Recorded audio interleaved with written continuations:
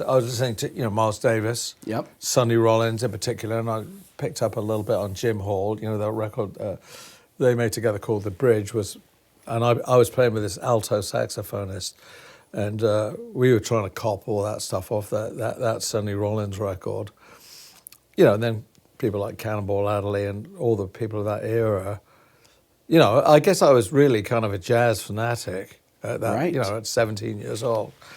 And I got to be friends with this guy called Lenny, who had a record, Lenny's. It was his record store.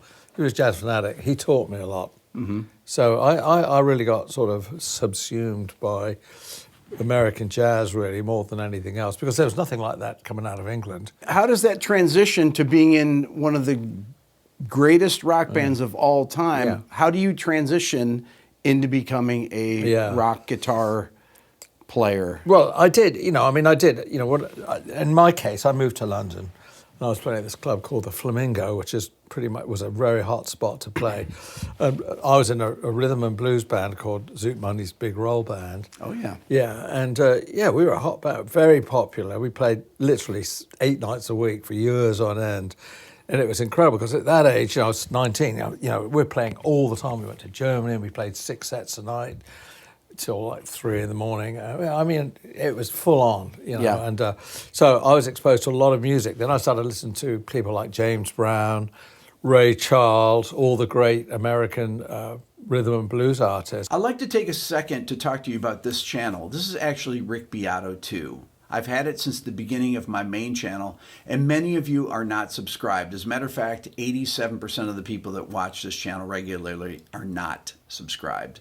So I would encourage you to hit the subscribe button on this channel and on my main channel. This will help me get better guests and help continue to grow both of these channels. Thank you.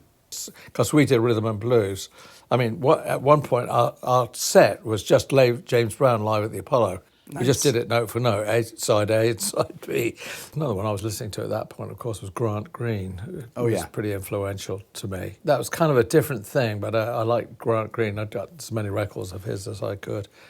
And I would get to play, we'd play R&B, and I'd do these sort of Grant Green-style solos in the middle. That's what I was into. Nice. But around about that time, of course, we're all the bands were playing at the Flamingo, including, Jeff Beck, Albert Lee, Eric Clapton. We were all mates. We were all same age. We all were there together.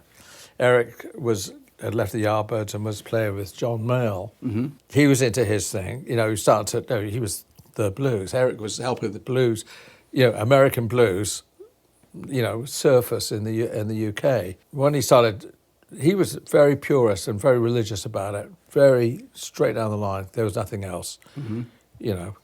One could make jokes about it, but one doesn't. We were good mates. We hung out together. And in fact, you'll like this for the program, the fact is, I walked into Flamingo one night and I think Eric was on stage, rehearsal, practice time before the doors opened, and he was up there with John Mayall getting set up, and I walked in with a Les Paul. And he went, "Where'd you get that?"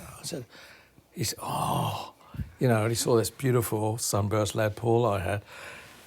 And, naively, who knew? I said, "Oh, it's down the road." I said, "Rose Morris, they've got another one." Now, of course, if I had any brains, I would have bought both of them. Who knew? God. They're both worth about $1 million each now. Right. So Eric went and got it. He got it, so now he copies. So we both got Les Pauls. Okay. So time moves on. Eric's Les Paul gets stolen. And he knows I've got the other one. He starts calling me relentlessly. Now, weirdly, this is history. I had moved over to a 58 white Telecaster, like that one there. That's what I was playing. And I liked it more than the Les Paul for some reason. I don't know, pickup setup, whatever. And he knew I had that Les Paul. I put it under the bed. It was in a case under the bed. But he kept calling me. I said, "No, man, I don't want to sell it.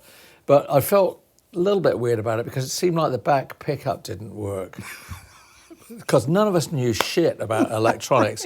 A guy could have just fixed it one tweak and it was fine. "Oh, I don't know, man, So I kept resisting it, but, finally he called me so many times that I actually agreed to sell it Okay. with some, forgivings. Is that the right word? I didn't feel great about it, but he just really wanted it, so we agreed on a price. How much would that have been back then? I charged him £200 for it. It's worth about $2 million now. Who knew? Who knew? And I had to go to the Cromwellian Club in London, which was where we all hung out. He was sitting in this booth with his manager, and his manager had to hand over the 200 quid, as we call it. And he did. Gave me the money. I hadn't given them the guitar yet. But, I honoured it. And Eric was, I think it was Fresh Cream they were recording. He was at Ad Vision in the West End. And so I took the guitar and I got on the tube with this incredibly valuable instrument. Right. Got on the tube train, went into the West End and got out and went over to Ad Vision and gave it to him. He was there with Jack and Ginger. And as I came out, for some weird reason, the studio room was coming through the PA in the foyer of the studio. You could hear them all talking, and he's going, "Fucking hell, it's a great one." Yeah, and I felt so terrible. I felt terrible that I let Eric Clapton have my Les Paul. They were always coming over the speakers. It's like a public announcement. So you're playing around London all the time. Yeah. You're all part of the scene. You're friends with all these guys. Yeah. The Beatles have exploded then, right? Yeah. And would those guys come around to see shows ever when they were in town? Not much, I think they were, anywhere they went, there was a riot. Yeah. I was playing in one club that we played in for a little bit, not Tramps, but it was a kind of a very hoity-toity, high membership club, and not for normal kids. But I think John came in, and maybe George. I met George later in LA. I think I met Paul. I think the only one I met Ring. No, I've met all the Beatles, but not necessarily at that time. But we have all met, And well, it's an interesting subject actually, because with the Police, of course, they used to call us the Beatles of the '80s, which I think we actually had that position for a while, for a few years. Yeah. We were like that, but. Yeah, you would never see the four of them walking down the street. That wasn't happening. Right.